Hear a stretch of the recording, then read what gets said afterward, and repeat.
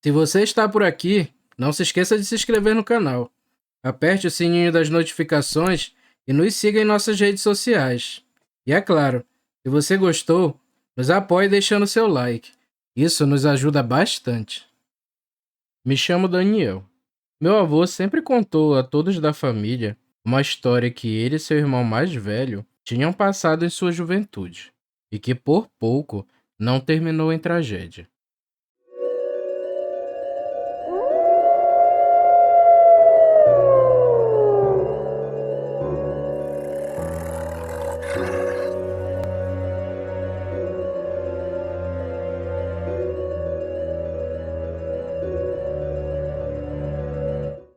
Naquela época, eu e minha família morávamos às margens do rio Cajari.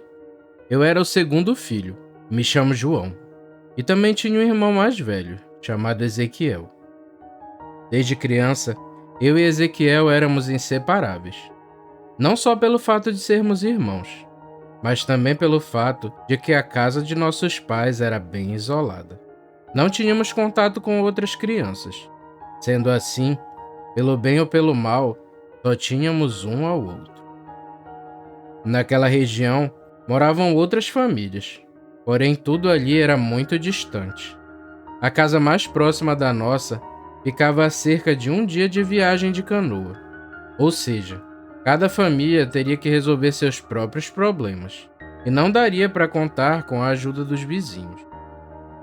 Apesar de essa vivência parecer solitária, eu meio que gostava. Diferente da cidade, lá não tinha violência. Tudo o que precisássemos retirávamos da natureza. E o que mais sinto falta, quando me lembro daqueles tempos, é daquela sensação de liberdade. O tempo foi passando, e eu e Ezequiel fomos acompanhando nosso pai em todos os seus afazeres, para irmos aprendendo também. Ele nos ensinava a cuidar da roça, a pescar e o mais complexo de todos, na minha opinião, que era caçar. Ao longo dos anos, minha mãe teve outros filhos, uma menina e dois meninos. Minha irmã Maria, que era a caçula, e meus irmãos Lucas e Tiago. Como você pode imaginar, uma família maior também demanda mais comida. E assim, eu e meu irmão Ezequiel fomos tendo mais responsabilidades ainda. O ano era 1960. Eu estava com 16 anos e o Ezequiel tinha acabado de completar 18. A essas alturas, ambos já estávamos acostumados com os trabalhos pesados e meio que dividimos as tarefas entre os três. Ezequiel cuidava da roça. Eu fiquei encarregado de pescar e meu pai caçava. Às vezes nós o acompanhávamos, mas geralmente ele ia sozinho. E com essa divisão de responsabilidades, vivemos um longo período de fartura e abundância. Tudo seguiu normalmente e fomos vivendo essa rotina. Certo dia, eu, Ezequiel e meu pai estávamos fazendo manutenção nas canoas, na beira do rio, quando de longe avistamos uma outra canoa vindo. Meu pai parou de trabalhar e ficou esperando a embarcação passar, para ver se era alguém conhecido. Entretanto, esse não era o caso. A bordo da canoa tinha uma pessoa muito diferente das que viviam naquela região. Era um homem de grande estatura e pele clara. Seus cabelos estavam desgrenhados e trazia pouca coisa dentro da canoa. Meu pai gritou e acenou para o desconhecido, porém o homem só o ignorou e seguiu seu caminho, remando o rio abaixo. Após esse ocorrido, meu pai nos disse que devíamos ter cuidado. Aquele homem podia ser um bandido que tinha fugido da cidade e estava se escondendo naquela região. Realmente aquilo era bem suspeito, mas com o passar dos dias, o assunto caiu em esquecimento. Em uma certa manhã, meu pai chegou muito pálido de uma de suas caçadas, e minha mãe perguntou se ele estava se sentindo bem. Meu pai respondeu que estava sentindo muita dor de cabeça, e quando minha mãe tocou sua testa, ele estava ardendo em febre. Após esse dia, meu pai piorou muito. Sentia dores pelo corpo e a febre não baixava. Como estávamos muito longe da cidade, minha mãe só pôde tratá-lo com remédios caseiros. Ele ficou tão debilitado que até temíamos por sua vida. Nesse meio tempo, eu e Ezequiel dividimos as tarefas, que eram de nosso pai. A roça estava indo bem, tínhamos farinha e tapioca. Porém, os peixes estavam escassos, e eu estava voltando de mãos vazias para casa. Foi aí que eu e meu irmão combinamos de ir juntos caçar e tentar pegar algo. Por volta das 4 da tarde, nos arrumamos e pegamos a trilha, que levava para a área que meu pai gostava de caçar. Nesse local em questão haviam muitas árvores frutíferas, então os animais iam até ali à noite para se alimentar. Quando estávamos próximos da área de caça, Ezequiel me cutucou e apontou. Quando olhei na direção que ele estava me mostrando, vimos uma velha tapera, coberta de palhas e folhas de palmeira. E bem próximo estava aquele homem estranho, que vimos uns dias atrás. E ele aparentava estar vivendo ali. O homem pareceu não nos notar. Eu achei estranho alguém viver tão isolado assim. Mas logo depois, meu irmão fez sinal para seguirmos caminho, e assim o fizemos. Quando chegamos no local de caça, procuramos árvores altas e resistentes. Ao contrário de outros caçadores, nós não fazíamos mutar. Simplesmente atávamos nossas redes bem alto nas árvores. Era mais simples e prático, caso quiséssemos mudar o local da caçada. Atamos nossas redes próximas uma da outra e ficamos ali, esperando o cair da noite e os animais aparecerem.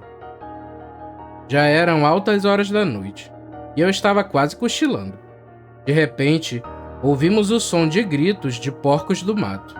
Meu irmão mandou eu me preparar, pois eles estavam vindo em nossa direção. Do nada, aquele bando enorme surgiu.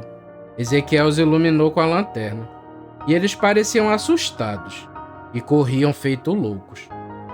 De repente, Ezequiel apagou a lanterna e mandou eu fazer silêncio. Mal o bando tinha passado e ouvimos algo correndo na mata, atrás dos animais. Aquilo passou bem embaixo de nossas redes, e ao julgar pelo som que fazia, aquele animal era enorme.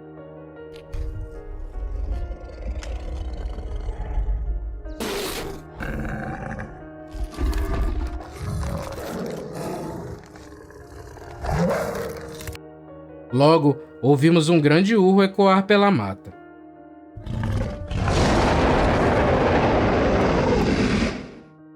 Seguido pelo grito de um dos porcos do mato.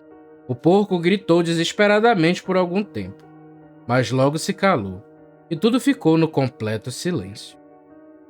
Seja lá o que perseguia os animais, havia conseguido pegar um deles. E eu e meu irmão ficamos lá, quietos e imóveis, sem fazer barulho o restante da noite. Assim que os primeiros raios de sol surgiram, eu e Ezequiel descemos e pegamos o caminho de volta para casa. Enquanto voltávamos, vimos mais 2 animais mortos, e o que era estranho é que seus corpos estavam intactos. Então eu perguntei ao Ezequiel: "Irmão, e você acha que fez isso?" Ele me olhou e só respondeu que poderia dizer que era uma onça, pelos ferimentos, mas que ele próprio nunca tinha visto uma onça matar e deixar a caça para trás. Sendo assim, seguimos nosso caminho em silêncio. Na volta, passamos novamente pela velha tapera, só que dessa vez não havia ninguém, e após algumas horas de caminhada, chegamos em nossa casa. Quando chegamos em casa, a nossa mãe veio nos receber com um belo sorriso, e logo se desfez, assim que ela nos viu de mãos vazias. Ela nos abraçou e perguntou o que havia acontecido, e nós começamos a contar a história para ela. Meu pai, que já estava melhorando, se aproximou e ouviu também. Assim que terminamos o relato, ele comentou que, já que aquilo tinha deixado os corpos para trás, não se tratava de uma onça. Quando indagamos se ele sabia o que era, ele apenas sacudiu a cabeça, dizendo que não. Conversamos mais um pouco. Ficou acertado que iríamos tentar caçar novamente. Meu pai até se ofereceu para ir junto, mas minha mãe não deixou, dizendo que ele ainda não estava totalmente recuperado. E vendo que ela não deixaria de jeito nenhum ele ir, ele nos aconselhou que fôssemos um pouco mais fundo na mata, e talvez assim conseguíssemos algo. Então fomos dormir. No fim da tarde, nos organizamos para tentar mais uma caçada. Nos despedimos de todos e seguimos a trilha novamente. Como nosso pai havia nos indicado, fomos até o final da trilha e nos embrenhamos na mata mais ainda. E como de costume, atamos nossas redes e ficamos aguardando. Logo que escureceu, demos sorte e eu consegui pegar uma paca. Porém, aquela carne não seria o suficiente e Ezequiel me sugeriu que ficássemos lá e esperássemos o bando de queixadas que vivia por ali. A noite foi passando. Esperamos e esperamos. E nada. Eu já tinha desistido. E estava deitado na minha rede, dormindo. Foi então que Ezequiel me cutucou e falou: "Acorda, lá vem eles." Eu me sentei e fiquei esperando, com a arma em punho. Logo os animais surgiram e ligamos nossas lanternas. No entanto, assim como na noite passada, ouvimos aquele urro vindo atrás do bando.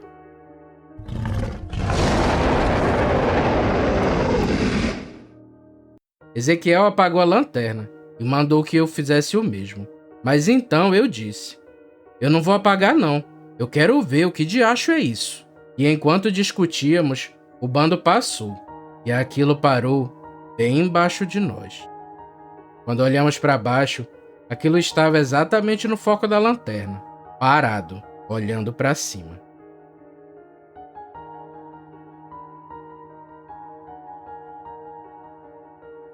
Obrigado por chegar até aqui. Vou te contar um segredo. Quem se inscreve nesse canal está protegido do sobrenatural. Então deixe seu like e siga nossas redes sociais. Isso nos ajuda bastante. Valeu, galera. Fiquem com Deus e tchau.